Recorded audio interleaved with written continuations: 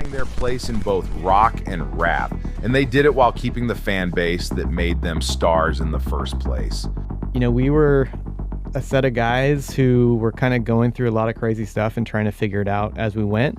We'd come home off of these huge world tours, and it would be like nobody's picked up the dog shit in the backyard for 2 months. So that's now my job. And it was a really quick re-entry into like life. You're not in a rock star band right now. Like you've got to go do the chores. Yeah. This success, however, came with a personal cost for Chester. Back in 1996, he married his first wife, Samantha Marie Olite. They had a child together in 2002, just as Linkin Park was skyrocketing to fame.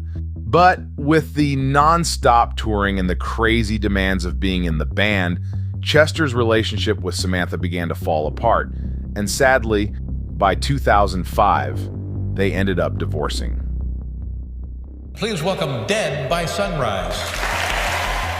That same year, Chester found another outlet for his emotions by co-founding Dead by Sunrise, an electronic rock band. Though they only released one album, Out of Ashes, in 2009, and it got mixed reviews, it was a project that allowed Chester to explore new musical directions during a tough time in his life. In 2006, Chester married Talinda Ann Bentley, a former Playboy model.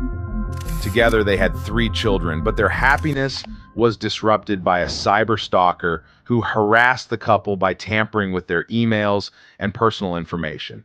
This stalker also sent them threatening messages. Thankfully, the person was eventually caught and sentenced to 2 years in prison.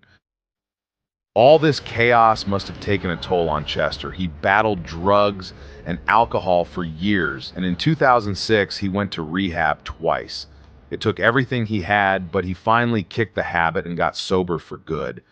Life is so weird. Yeah. You know, I mean, there are like periods of time where I feel like I've got it, like all my stuff together. Mm-hmm. You know what I mean? Like, and then there are periods of time where I'm just like, I am such a failure at everything, and I just like, I can't do anything right. Like, I'm a horrible dad, I'm a horrible husband. You know, I'm just like, ugh. And then came the summer of 2007 when Linkin Park took a bold step with Minutes to Midnight. Co-produced by Mike Shinoda and the legendary Rick Rubin, the album was a big shift from their usual sound.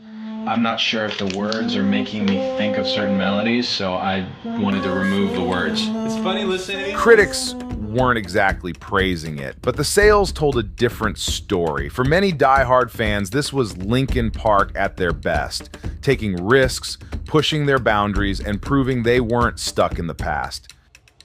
Some of the standout tracks like Shadow of the Day, What I've Done, Leave Out All the Rest, In Between, and Bleed It Out show that even with a new sound, the band still knows how to pull on your heartstrings.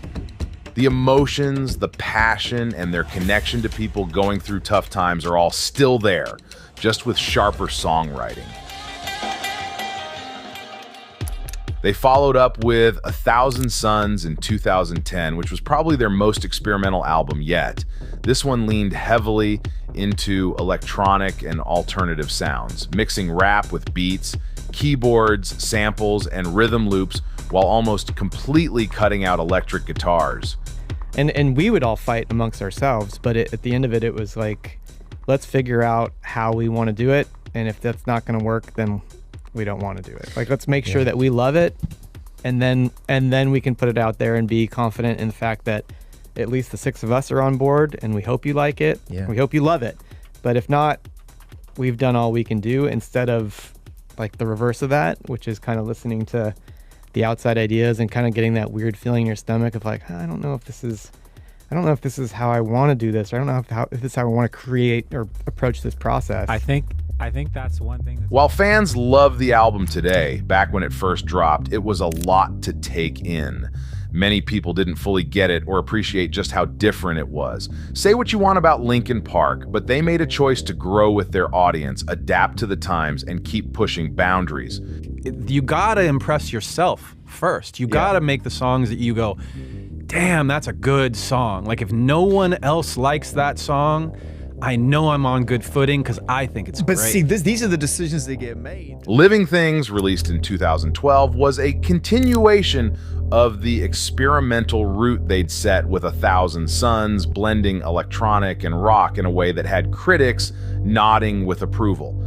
The production was sharp, the sound was a mix of the old aggressive style and new electronic influences. But fans were divided. Some embraced the balance of styles, while others were left wanting more of that hard-hitting nu metal punch. And with this album, we weren't really necessarily talking about social issues. We were talking about relationships. We were talking about human emotions.